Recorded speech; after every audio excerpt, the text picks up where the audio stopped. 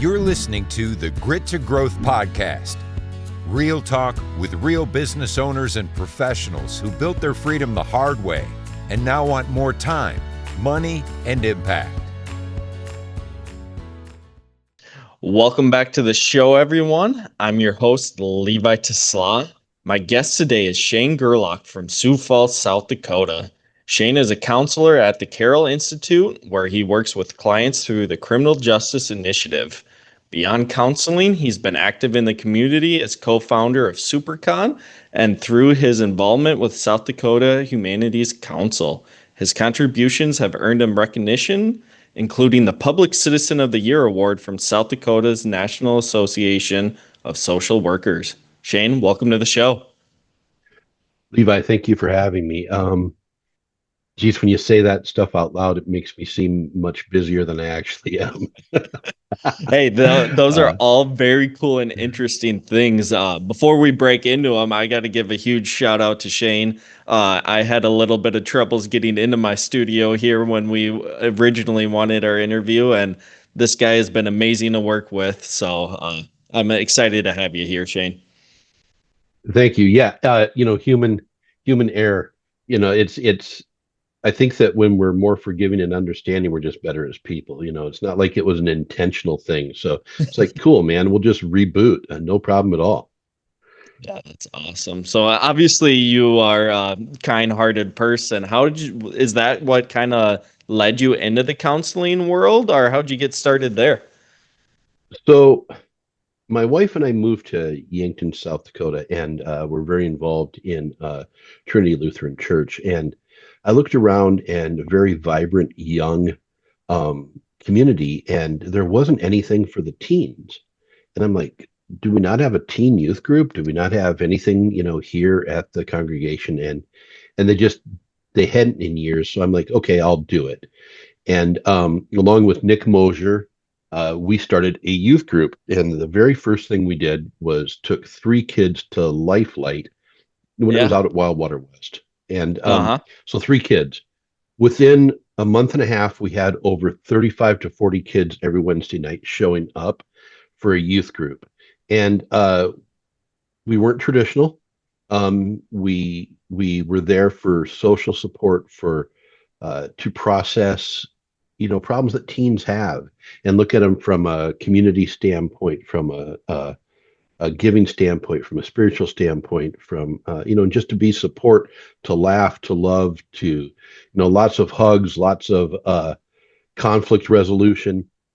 So that's kind of what started. And before that, Levi, I had coached for years baseball and flag football. So I started working with teens, and I was working professionally at Hy-Vee. Great place to work, loved it. And I got really sick. I got hyperthyroidism and Graves' disease, which led to me having to step aside, go on short-term disability, and I was unsure of my future. And my wife said these exact words, Levi. She said, "Hey, stupid, why don't you go back to school and get paid for what you're doing as a volunteer?" And yeah, no, it's wonderful. You just do the little pet names you get, like stupid. So I gotta hit on before you get into it. I actually hear quite often, and in my own life too, a strong woman or partner that leads you in the right direction. It's definitely a common theme with successful people.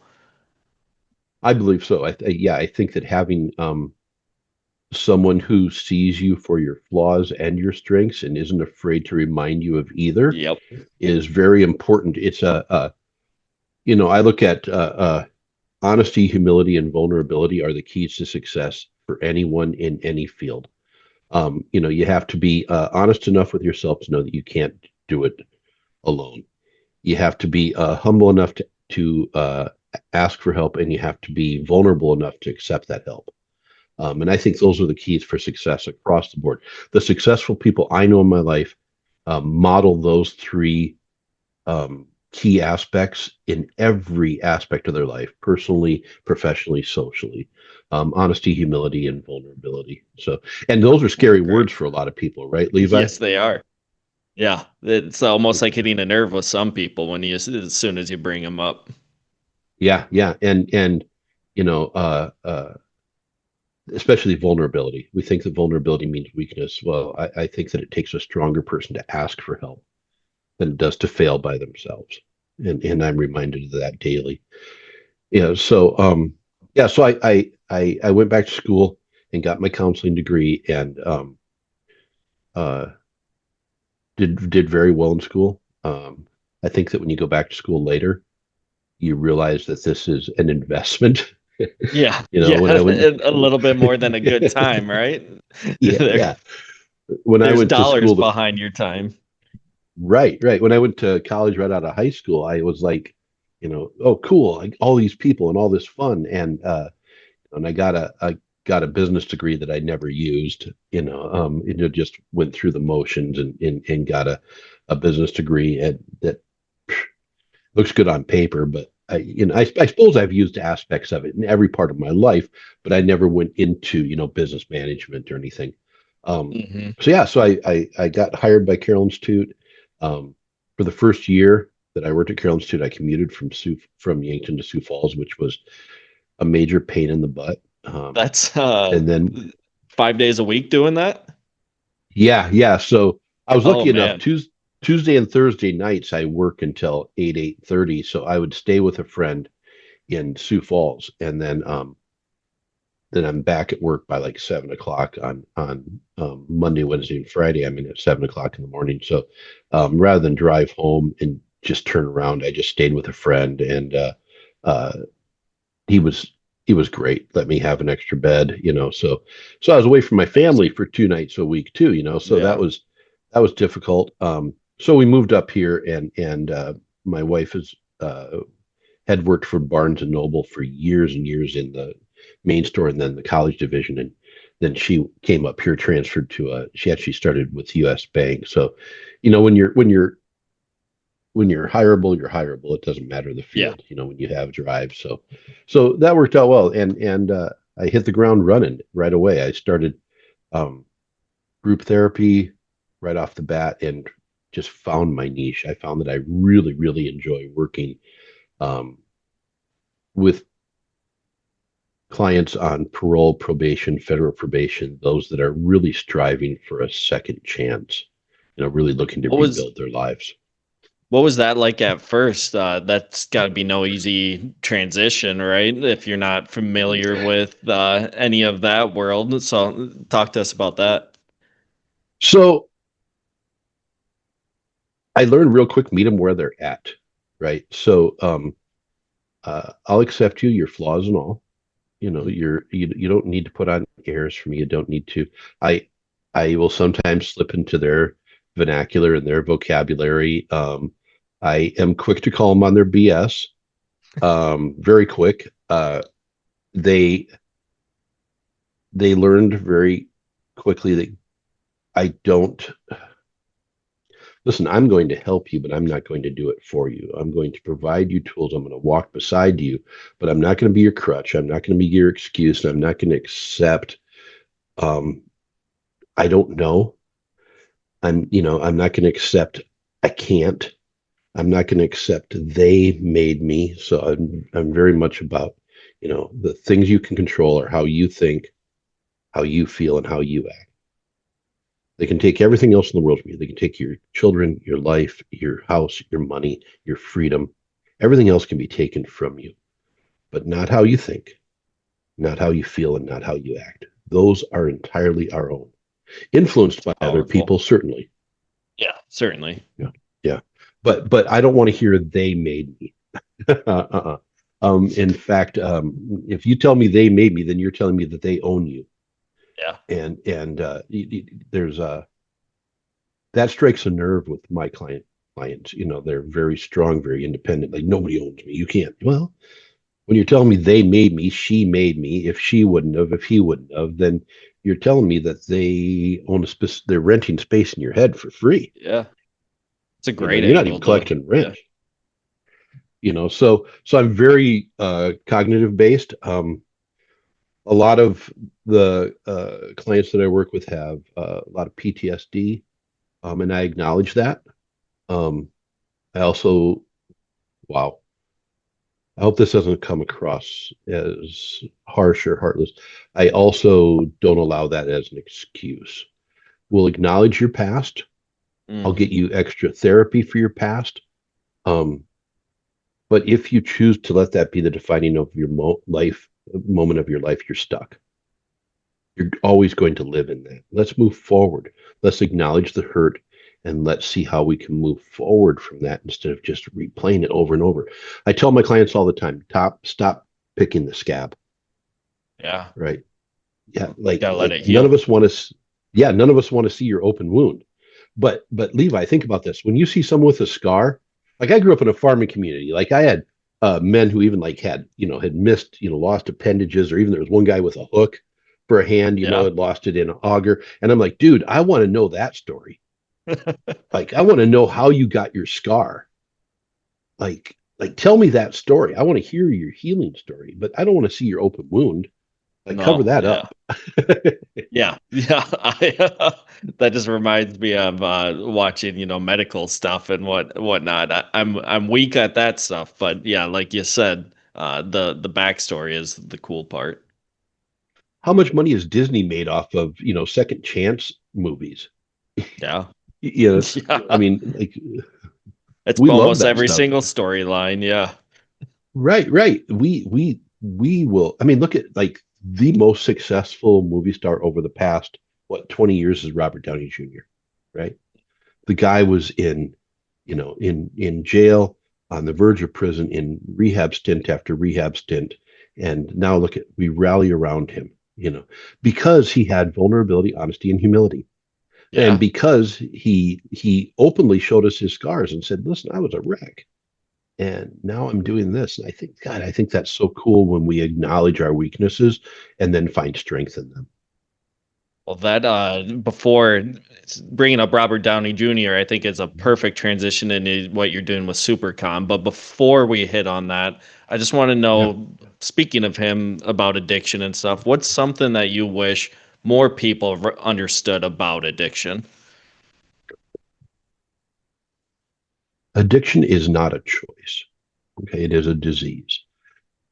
Let me preface it by saying every one of my clients chose to use a substance. Okay, but from that point on, once the brain chemicals are hijacked, then it's a compulsion. Then I have to use. Especially when we're talking about some of the stronger drugs that are out there, especially like fentanyl, which is just devastating our community right now. Um, Alcohol, we still lie and say there's such thing as a functioning alcoholic. There's not. There's, just because Yep. dad pays the bills or just because mom, shows up doesn't mean that they're functioning. It means they're existing.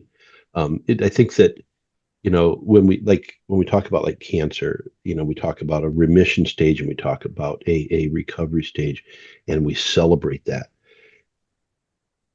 One of the 12-step programs are wonderful, but one of the things I struggle with 12-step programs, it doesn't matter how long you have in recovery, they ask you to stand up and say something like, "My name is Shane and I'm an addict." Well, I encourage my clients to stand up and say, "My name is Shane and I'm a person in recovery." Because if I change the narrative, because if I say I'm an addict, I'm going to think like an addict, I'm going to act like an addict, and I'm going to feel like an addict. But if Yeah. I say I'm in recovery, Levi, think about the change, that dynamic shift of just one word. Now I'm in a recovery stage. Now I have hope and I have growth and I have potential. And I just feel better about myself saying I'm in recovery versus I'm an addict. So it is a disease of the brain. It affects the dopamine and the serotonin. It hijacks the brain. So I think that just in the general public, we understand that, like when you were a little kid in kindergarten, none of my clients, when they went around and said, "What do you want to be?" None of them went, "Oh, ooh, I want to be an addict." None of them raised their Yeah. hand and said, "Ooh, I'd like to go to the penitentiary." This wasn't a life plan. This was poor choices, and a disease you know, that they fed into. Certainly, this is not an excuse. But until we let the brain heal, and until we employ some tactics like cognitive behavior therapy or mindfulness or meditation, that or medication. So many untreated ADHD. When I ask my clients when they come in for an assessment, I'm like, when you use methamphetamine, did it calm you down? And they say yes. Well, the definition of amphetamine should not calm you down, Yeah, you know. quite the opposite. Right. But yet, someone with ADHD, we give them Ritalin, Adderall, Vyvanse, which are all amphetamines, so that we can block the amount of dopamine created in their brain. So a lot of it is untreated mental health as well. They're just self-medicated, and then it Yep. becomes again compulsive and takes over their life. So Well, let's switch gears. Kind of, how does a guy who's involved in a youth group counseling, how does a guy like that get involved in co-founding SuperCon here in Sioux Falls? um so I'm going to blame my father. So my dad used to I grew up in Flanders, South Dakota, and my mom and dad had a beauty shop there and a gift shop, and four doors down from that was the Rexall Family Pharmacy, and they had this huge magazine rack and comic rack, and I would walk down to the beauty shop after school, and my dad would, like, to keep me busy, he'd send me down to the drugstore with like $1.50, and $1.50 could get me six comic books. So every week I would get six new comic books. Nice. And I am 57 years old and I still read comic books. Nice. I had tried to start a fan festival in Yankton, tried to get some investors together, and just my vision wasn't translating to what they wanted. And then a friend of mine from Yankton who had moved to Sioux Falls, Brian Brockmeyer, put a post on Facebook and said, "If I throw a comic book convention, will any of you show up?" And then I sent a message to Brian that changed my life for the next 10 years. And I said, "We need to talk about SuperCon." And I jumped on board with Brian. So that first year we had 7 of us as a staff, all unpaid, by the way. It's been volunteer Yeah. from day one. Yep. Volunteer from day one. So Brian put the Ramcoda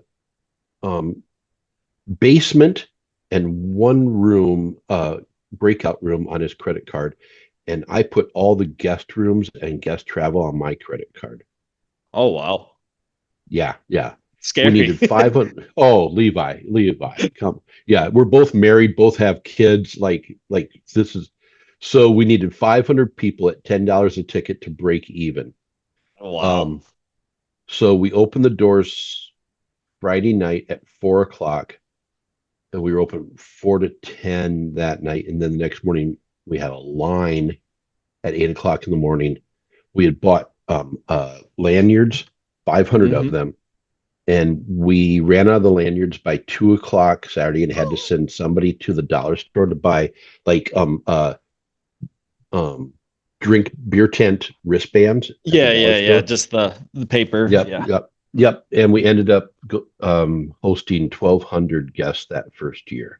Oh, wow. Did you so for your panel, was there someone, do you think there was just the demand, people wanted that, or did you have a ultra someone, No. a guest they wanted to see, or what do you think was the sauce there?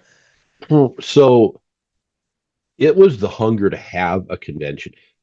And this isn't anything against the guests we had year one, but they were people in my phone.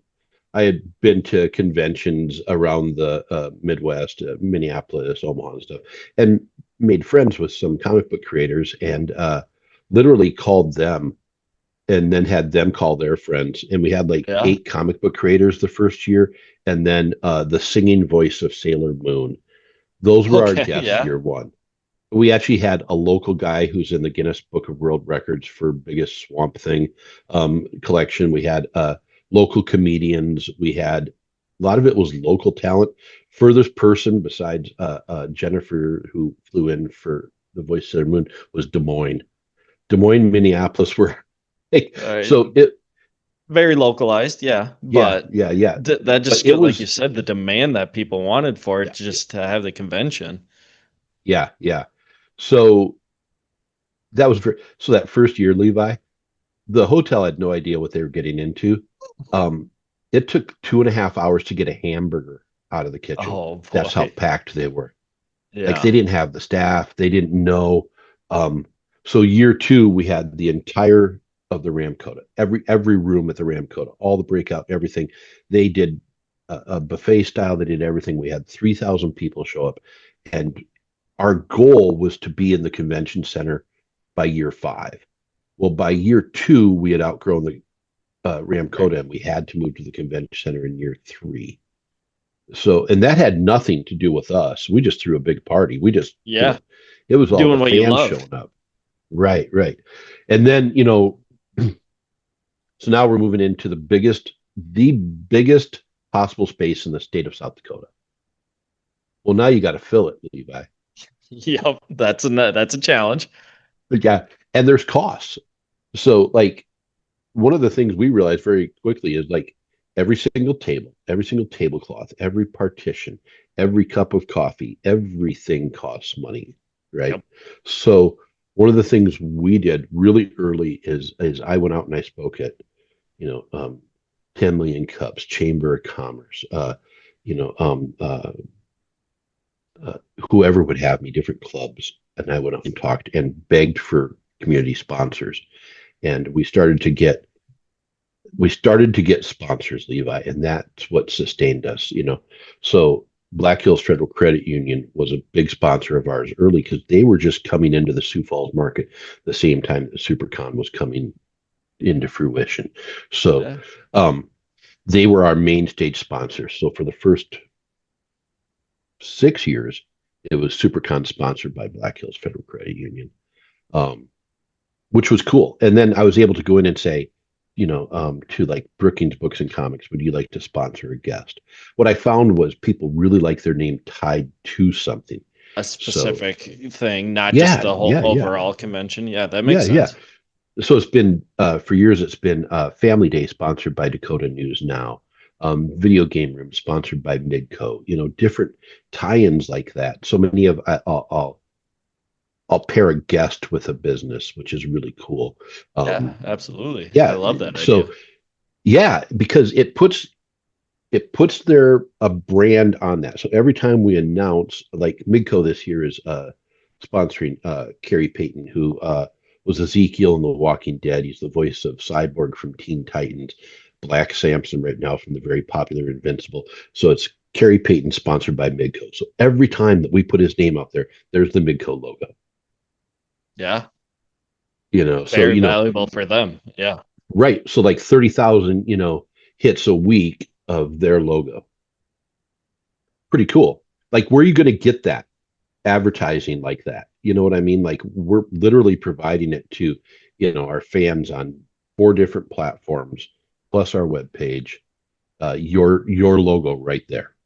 Is that what you've been mostly involved in now with it? Is the sponsor side of things working with those companies, or what does your role look like today in SuperCon? So I've been, let's see, I've been chairman of the board. I've been guest coordinator. I have been convention director, staff director,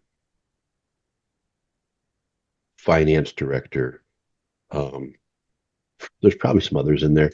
Right now, yeah, right now I am the this year I'm just going to be our guest concierge. I actually am transitioning out of SuperCon. I told the board of directors I would get them to year 10. I've been in an advisory role this year. I have a super, super smart 17-year-old boy who's I want to focus on his senior year of high school. Um, Yeah, that's amazing. for Levi, 45 hours a week at work, and then I was putting in 30 to 40 hours a week of SuperCon. Like, I'd be home, engaged with my family, but on the keyboard, booking guests, answering emails, putting out fires, talking to sponsors. It was, and they were wonderful. Danelle and Derek were absolutely wonderful. Um, so yeah, I'm transitioning out. But Good a for big you. part of my focus in years prior was, finding sponsors. And then we got this vibrant young woman, Doria Eshe, who is just, she has connection. I don't even understand how she has so many connections, but like she brought in Willikers is sponsoring John Ratzenberger. I mean, she's been able to pull.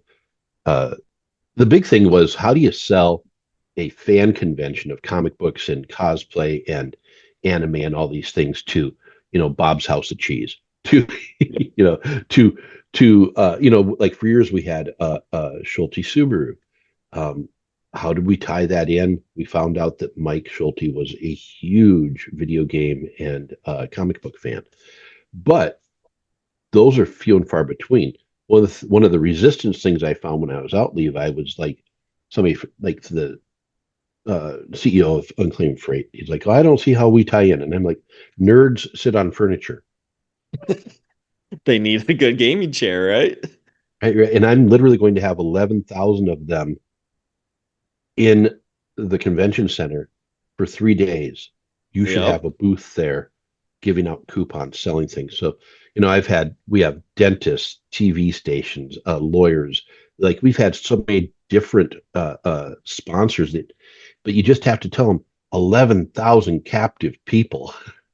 Well, I mean, the whole culture's really changed. Nerd is a popular thing now, right? Right. Absolutely. Yeah. Our biggest Uh, movies. Yeah. yeah. When did you kind of start, and we'll kind of wrap down here soon, but when Yeah. did you see that shift kind of start happening in culture, that it wasn't just, the thing people didn't want to talk about because they didn't want to be judged that they liked Right. superheroes or Right. comic books, and now it's, like I said, the popular thing. Yeah. So I think when my generation took over Hollywood, um, the latchkey generation, we were very much, our babysitters were MTV, comic books. We rented, this is going to seem crazy, but we would go to a movie store and actually rent a VCR and watch videos, and then we would video share. So I think when Gen X took over Hollywood, uh, we were very romantic about the things that sustained us and helped us when we were kids, and wanted to bring those to light. And you saw a huge shift in that on television. You think of Big Bang Theory. I mean, Yep. how popular that was, just a celebration of nerd culture. Like I said, the biggest movies in the box office are based on that. And, Bryan Singer is my age, Cameron, that's done the Avatar films. These are all guys in my generation. And I really think that that's when I saw a shift. Um, Funny story, Levi, one of my first big backers for SuperCon was ESPN Radio here in Sioux Falls. Really? Right. So I sat down with them, and so one of the things we do is Friday night we have a wrestling show. Well, the producer of the time for the local show was a huge wrestling fan, and I said something on radio with them that just resonated deeply with them. I said, "Fantasy football is just Dungeons and Dragons for jocks. Yeah. My quarterback can beat your defense is no different than my elf can beat your orc. I It's love that all play, comparison. it's all fantasy, right? And you get, well, cosplay, we're very reserved in South Dakota. We sit 4 pews back at church, we don't really draw attention to ourselves, so cosplay seems weird, right?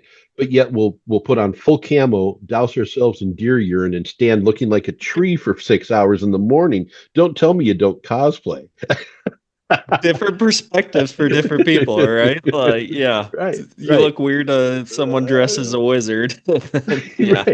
Right. So, I think that the success of SuperCon has just been really a hunger for it, and then the sustainability, the buy-in from the community, and then it's just like I said, year one we had 7. We have a staff of 45 now, Oh, wow. a staff of 45 volunteers, a 7-person board of directors, and we bring in over 100 volunteers over the weekend to help put this on, with Amazing. 11,500 people showing up for a weekend. Last year, we brought in $1.1 million to the Sioux Falls community over one weekend. That's amazing. Yeah, for nerds, for the geek culture, This for for Pretty That's cool. amazing. Pretty cool. Yeah. Well, Shane, would you mind telling the people when SuperCon's going to be going on this year and if they want to attend, how they might find tickets? Yeah. So SuperCon this year is September 19th through the 21st at the Sioux Falls Convention Center and Arena. Um, you can go to supercon.com, SIOUX, supercon.com. You can get your tickets ahead of time. You do save a little money if you buy ahead of time. Um, Otherwise, they're at the door. Kids 10 and under are free, and they always will be. So we will never charge for kids. We want them to come and enjoy their time. All of our money, after we pay the bills, all of our money goes to Make-A-Wish of South Dakota, Montana, the Reach Literacy, and the JY6 Foundation for Childhood Cancer Research. Yeah. We are 100% a nonprofit.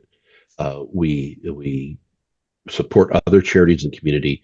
We give booths to other charities so they can promote themselves. We do everything we can to give back. Sunday's our family day. Bring the kids out. We'll bring them out all weekend, but Sunday is specifically for kids. We'll have kids activities. We'll have fun for them. The Zoomobile, different games and activities for them. If you like video games, we have like 35 video games going on all weekend. Nice. Board gaming, 150 local vendors, 50 celebrity guests, photo opportunities. We go from 9 o'clock in the morning till midnight. We will give you entertainment the whole time. So come on out and play with us. Well, thank you, Shane. If anyone wants to get a hold of you and learn more about not only your career path, but what you're doing with Carroll Institute, where would you send them for on a personal note? S. Gerlach at carrollinstitute.org would be the best way to contact me via email. Otherwise, you can find me on Facebook. You can find me on Blue Sky, Instagram. I'm pretty active on social media. So. Well, thank you, Shane. Thanks for sharing your passion and your story, and just out there helping others. It's truly needed and appreciated. So thanks again, Shane. Absolutely, Levi. Thank you so much for having me. Thanks, everyone, for listening, and we'll see you on the next one. Know someone with serious grit and a great growth story? Send them our way at grittogrowthpodcast.com/guest.